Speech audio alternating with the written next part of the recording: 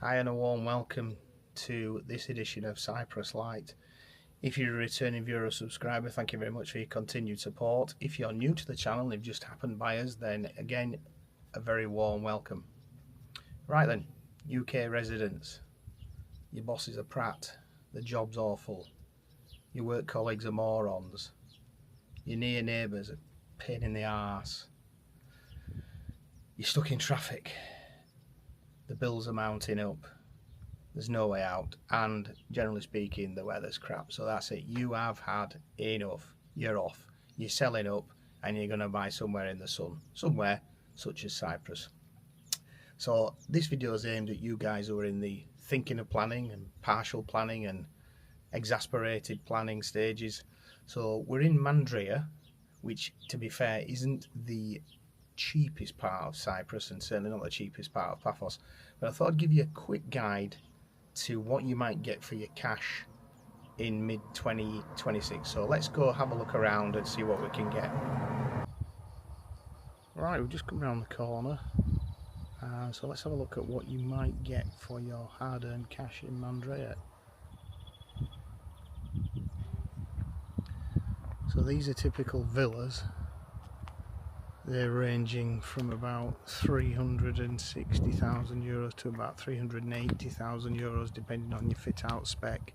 Swimming pool, 3-bed maisonettes, which are now being marketed, are around about from say about 320,000 to about 350,000, again depending on your spec. Do you want a pool, do you want covered parking, etc, etc.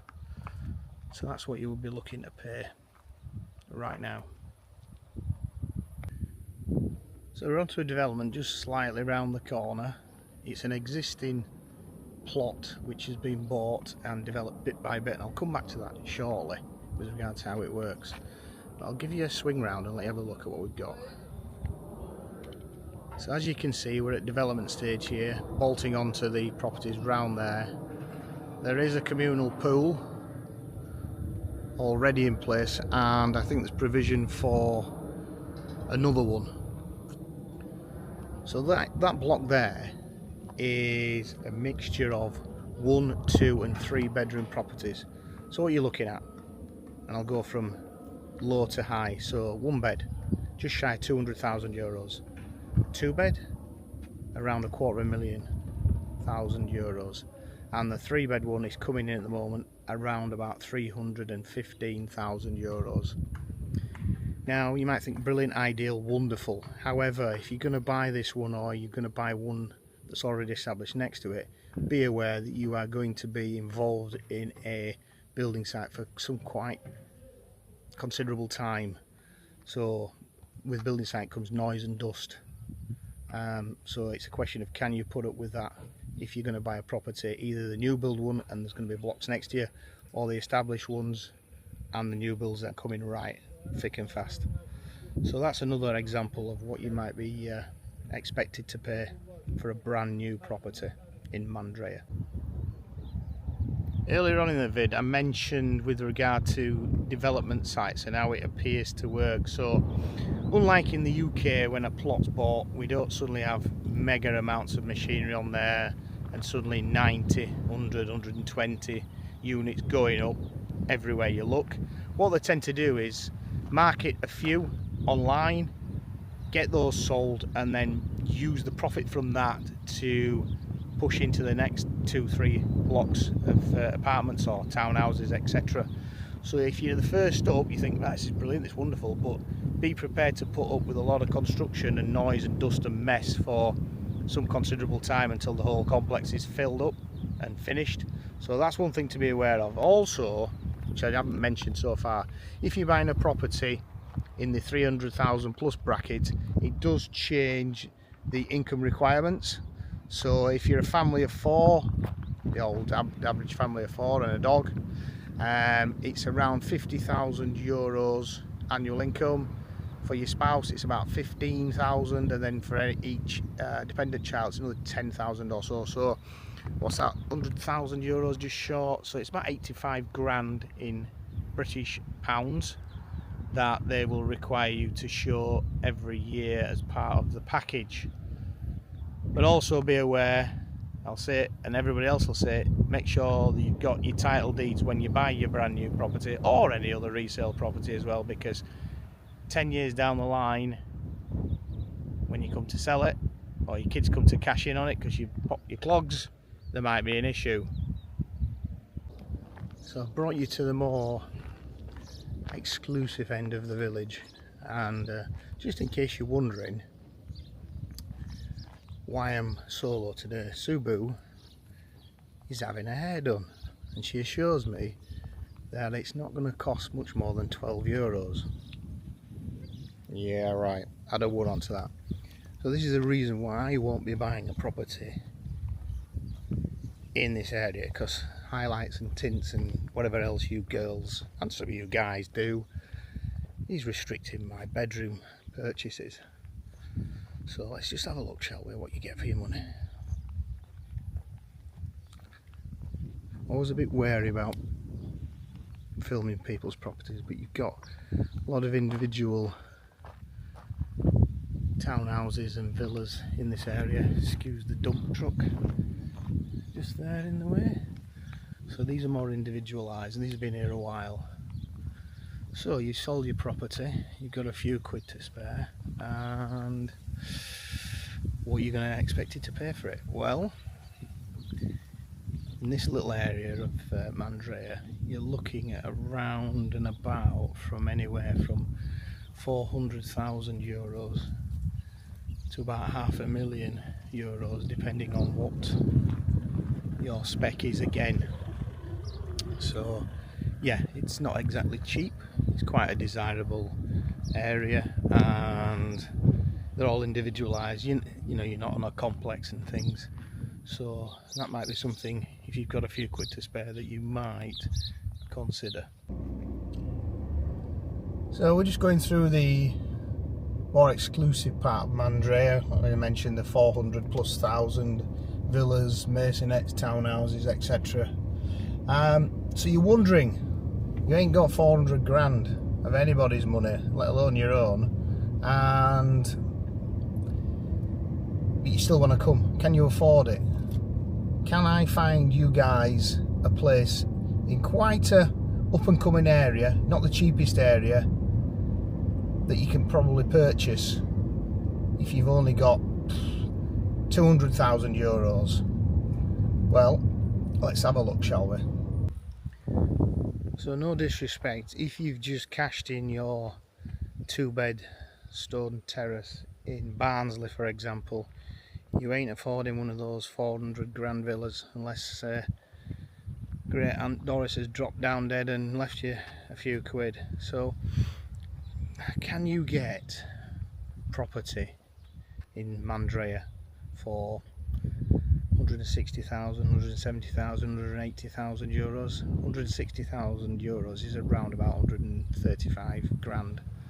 Well, you can if you look. So this is where we are. So this is just a typical residential block. There is at the back of those shrubs there a communal pool. It's nothing grand, it's nothing salubrious. It's fairly quiet. It's just an ordinary housing development, and what happens is that as the new bills go up, some of these become surplus because people move on and they realise that there's a ceiling for properties like this, because, well, it's just what they're worth. So I don't think it's the very worst place. There's a few for sale, as you can see up there, 3 or 4. So if you're on a tighter budget, as long as you do your research, sorry about that, it's one of the 10 million pickup trucks that they've got in Cyprus. If you do your research, you can pick up bargains, even though Cyprus is now finding its worth and the prices are definitely going up, but then again, aren't they everywhere? So less than 200,000 euros, 150, 160, 170, 180,000 pounds, you can get yourself a decent little apartment. And by the way, the sea is 15-minute walk down there. So there's no doubt there are properties even in a place like Mandria to suit most budgets. And what I personally like about Paphos is it seems to be pursuing a policy of low-level development. So typically, even new build apartment blocks might be 2, 3, maybe 4 stories high, no more. There's a couple of carbuncles in the harbour which stick out like a couple of offensive digits as far as I'm concerned. But if you want high-rise living, probably Larnaca to a certain extent, but certainly Limassol and Nicosia are probably for you. Yes, it's great that Paphos particularly is low level developing, but obviously that means there's a bit of an issue eventually, because if you don't go up, you go out. And as somebody who was involved in housing developments for nigh on 30 years, the impact on the locality, the environment, etc. has really got to be taken into account. We're not there yet with Paphos, but eventually it will no doubt get there, and there will be a squeeze on the space available. But if you look at places like Benidorm, which does have a function, I have to say, I really do hope that Cyprus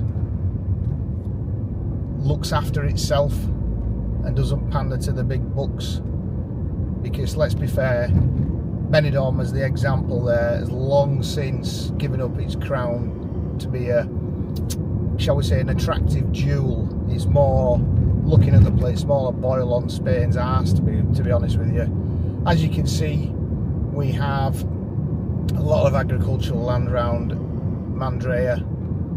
Every other local property seems to own a tractor of some description, which is kind of quaint, but they do perform a really important role. They grow everything from pistachios to peppers to watermelons to the usual, you know, the wheat and the barley and all the rest of the things around here. But there are signs that even in somewhere as sleepy as this, which by the last census was about 1,200 people, there are signs that things are happening. So here, if you look straight in front of you, there's a roundabout. No reason for a roundabout at this moment in time, but there's obviously something in somebody's planning department ready to go. So is this a sort of place you might want to live? I don't know. You know your own recommendations. Up for the police has stopped there as he's gone around the roundabout, so let's see if he does me for having a camera on my dashboard. We'll see. I'll just pretend I'm the Google car from the UK. But so if this is the sort of place you might want to live, where is it? It's probably about 25 miles outside Paphos and about 45 minutes, should I say, away from Limassol, 15 minutes away from your airport, and you get, wherever you live in Mandria, you get a view like this within 5 minutes drive. But if you look down there, you can see it. There's a sign. I'm not going to zoom in on it. That is another chunk of Mandria for sale. That's Sotheby's, and right on the Med. So you can imagine the price of any property or hotel that might go up there. But even in a place like Mandria, things are changing. I wonder how long it's going to stay a village before it suddenly morphs into a little satellite town for Paphos. Anyway, I've waffled on enough. Hopefully that's given you some kind of food for thought if you're thinking of moving over here, if you're thinking of moving to Paphos in particular, and get your pennies saved up. Thanks very much for watching. If you're in the middle of a purchase, fingers crossed, make sure you got your title deeds, and the title deeds are the title deeds, because otherwise you might end up like some people scrambling around when they're trying to sell them years later. So thanks for watching. By the way, it's aircon's on, it's 32 degrees in the car, so I'm going for a lie down. Catch you hopefully in another video.